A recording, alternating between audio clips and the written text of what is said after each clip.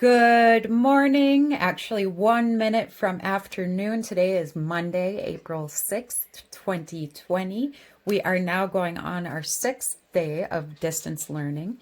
And I just opened up my week 2 packet and I see we have the behavior log. A reminder, parents, please fill out this bottom part with any significant behaviors. And today I'm going to be doing our science projects. And further on this week, I will put together a video for math minutes and then our language arts. A reminder right now too is day by day, I am going to be expecting students in the journals that I sent home to write between 3 and 5 sentences about the way their life is looking right now. So hopefully everyone's keeping up with that, but let's move on. Okay, so today's science is about balance and gravitational forces. So I'm going to read and then I am going to go through this on the second page. And its purpose is to have you follow along. All of these really you should be able to do independently, but like I said before, if there's a hiccup and you get confused by it, this is what the purpose of these videos is for, to help move you through. All right, suppose your teacher asked you to move a heavy desk in your classroom. How might you move it? You might get on one side of the desk and start pushing, or you might grab the legs and start pulling. Either way, you would be using a force. Any push or pull is a force. The force you use in pushing or pulling the desk has a size. You could use a small amount of force or a lot of force. Forces differ in size. Another way forces differ is in direction. So size and direction. A force can be left or right or up or down. The desk will not move by itself. A force is needed to put the desk in motion. But even when the desk is not moving, forces are acting on it. The floor is actually pushing up on the desk. At the same time, the force of gravity is pulling down on it. If the desk is not in motion, the upward push is the same as the downward pull. The size of the force is the same, but the direction of the forces are different. Whenever forces are the same in size but opposite in direction, they are balanced forces. An object that is not in motion will never move if balanced forces act on it. How could you move the desk? You could move it because you unbalance the forces. The size of your force is greater than the force of air pushing on the other side of the desk. Unbalanced forces act in opposite directions, but differ in size. If unbalanced forces act on an object, the object will always move in the direction of the greater force. All right, the first direction is to answer true or false to each one of these. Any push or pull is a force. That is true. Second one, forces do not differ in direction. And it says the size of the forces is the same, but the direction of the forces are different. So this one is false. A force is needed to put things in motion. True. Something's not going to roll unless I push it or pull it. When an object is not moving, forces are not acting on it. Well, this is kind of a trick question. So if my pen is sitting right here, you could say that a force is not working on it, but actually the force of gravity is pulling it down and the force of the paper is holding it up. So actually, forces are always acting. So when an object is not moving, forces are not acting. So false. Because there's always going to be that force of the ground or the force of gravity. Number 5, forces different in size but the same in direction are balanced forces. Forces different in size but the same in direction are balanced forces.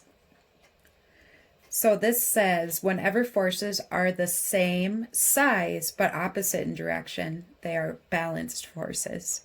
So here it says forces that are different in size but the same in direction are balanced forces. That is false.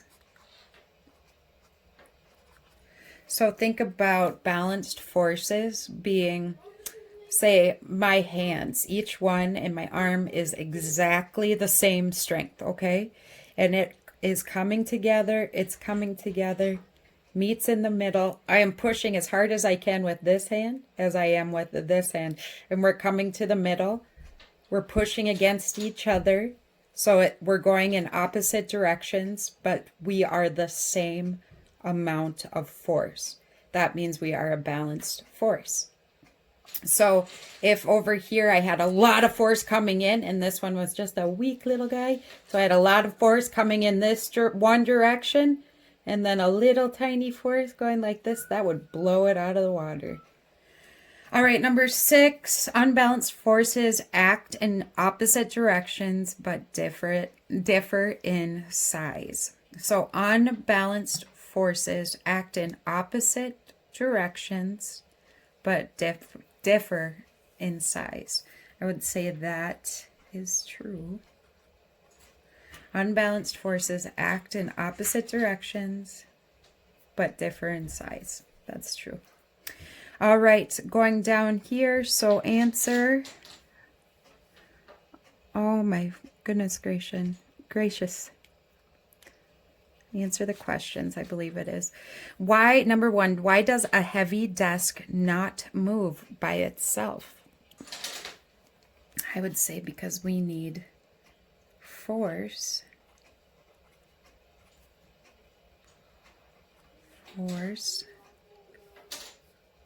Oh, well, let's go. The force of gravity, see, and the floor.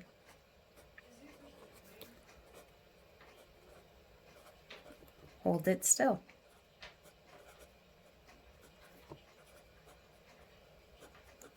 I'm not sure. I can see it on my end, but I'm hoping you guys can see that too.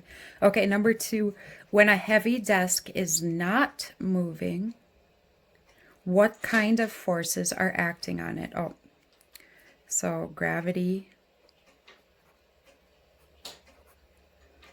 and the floor.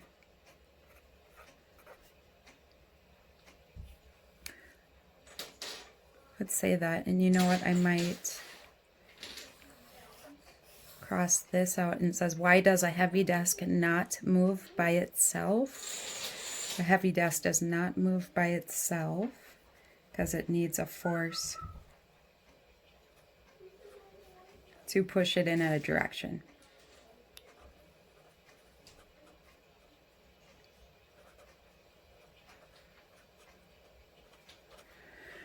Okay, so moving down to the third one. If unbalanced forces act on a desk, the desk will always move in which direction? So if I, again, going back to my hands, have very little force in this hand and a lot of force in this hand, and I'm coming in at the same time with little gentle lefty and really forceful righty, and I just go, this really tough righty had a bunch more force coming in on it, so it knocked me back. So if unbalanced forces act on a desk, the desk will always move in which direction? The direction of the greater force.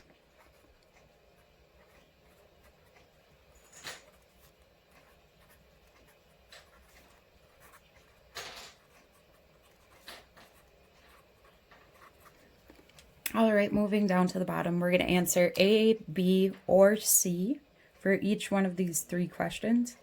Number 1, an object that is not in motion will always, never, or excuse me, always, sometimes, or never move if balanced forces act on it. An object that is not in motion, so sitting still, will always move if balanced forces act on it. So let's say my pen is sitting still, and if I, this side of my hand is about the same strength as this hand, and I'm coming at it with balanced forces, an object that is not in motion will not move. Sometimes move or never move. So our answer for that one is C. Number 2, you can move an object because you balance gravity, balance forces, unbalanced forces. Number 3, forces differ in size only, direction only, or size and direction. And that is size and direction. Okay, you guys, so we have C for the last 3 answers. I'm going to flip the page and we're going to do our other assignment for science this week. All right, and it is about the force of gravity. So force of gravity, it's how we're kind of getting sucked in or pushed down to the ground. It's what keeps our little feet on the ground. Gravity is a force that attracts or pulls on matter. On Earth, gravity attracts all matter to the ground. Leaves from a tree, raindrops, or a ball you throw in the air are pulled to the ground by Earth's force of gravity. Earth is not the only object that has gravity. All matter has gravity. The more mass matter has, the greater the force of its gravity. Earth has a great amount of mass, so the gravity of Earth itself is stronger than the gravity of anything on Earth. It is the pull of Earth's gravity that gives weight to all matter on Earth. Hold on, you guys.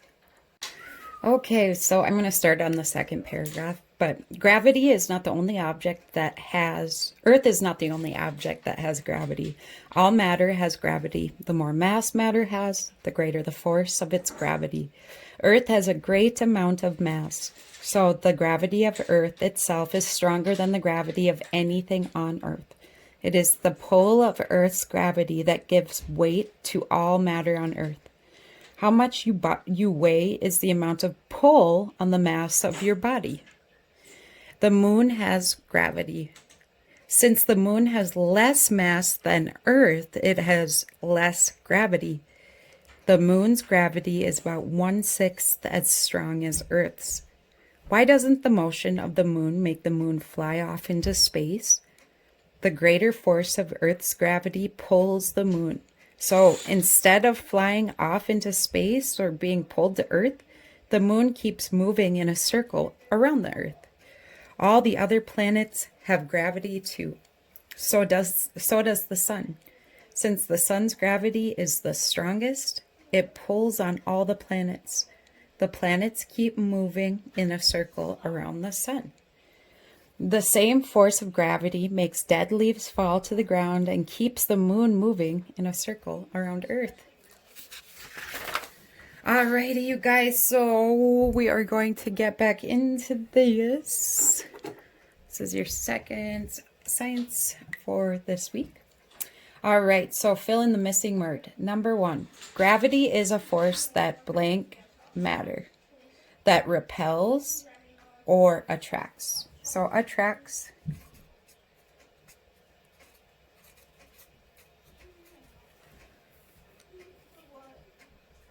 Number 2, on Earth, gravity attracts all matter to the sky or to the ground. So just like leaves falling off a tree or you standing on the ground, it attracts you to the ground. I hope you can see that. Okay, next one, number 3. The more mass matter has, the blank the force of its gravity. The less or the greater. So more mass, more effective gravity. So the greater the force, the more something will have, the bigger it'll be. Number 4, Earth's gravity gives blank to matter. weight to matter or mass to matter. So how much we weigh is a measure of how much mass we have on planet Earth as it is related to gravity. So Earth's gravity, excuse me, gives us weight. If we were in space, flying around in our space shuttle, that's why you see astronauts floating, because their body is not close enough to Earth to have the effect of gravity to keep them down on the ground. So instead of weighing as much as they do on Earth, they are essentially weightless in space. So number 5, the moon blank gravity has or does not have gravity. It does have gravity, just not as much as Earth has. Okay, mark an X with an X each happening that is caused by gravity. A bulb in a lamp lights up. I don't think so. You weigh more than a baby, of course. The moon moves in a circle around the sun, or around the earth, excuse me. Birds sing, has nothing to do with gravity. A ball is thrown in the air and then falls in the ground. That is exactly what gravity is. Use each word to write a sentence about gravity. So the first one is force. Just off the top of my head, I am going to write these. Okay, force is, what should I say? Force is the pushing,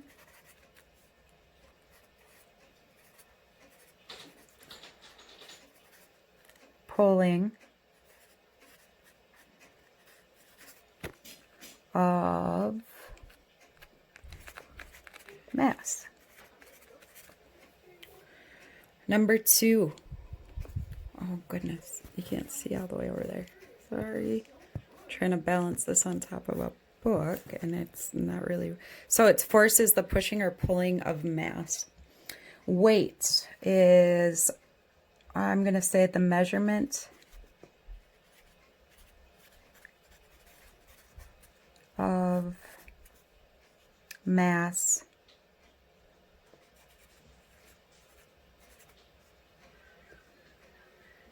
and gravity.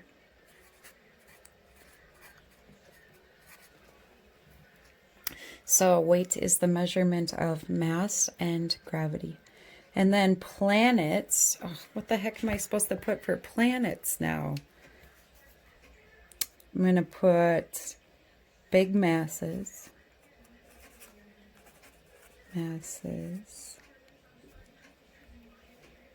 of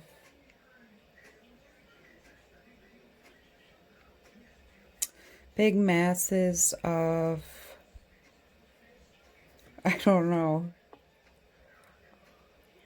big masses of matter held together by gravity, maybe?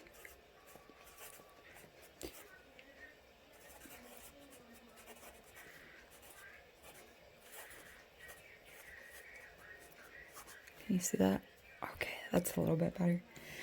All right, and the very last one, answer the question. Why does the moon have less gravity than Earth? So here's our Earth, and I'm not going to answer it for you, but here is our Earth. Ooh, here's North America, and our fancy little South America. We have Russia and Asia. And over here, we've got Europe and Africa. So why does planet Earth, this is Earth, have more gravity than the moon? It actually asks, why does the moon, which is floating around the Earth right here, why does that moon have less gravity than the Earth? I will speak with you soon.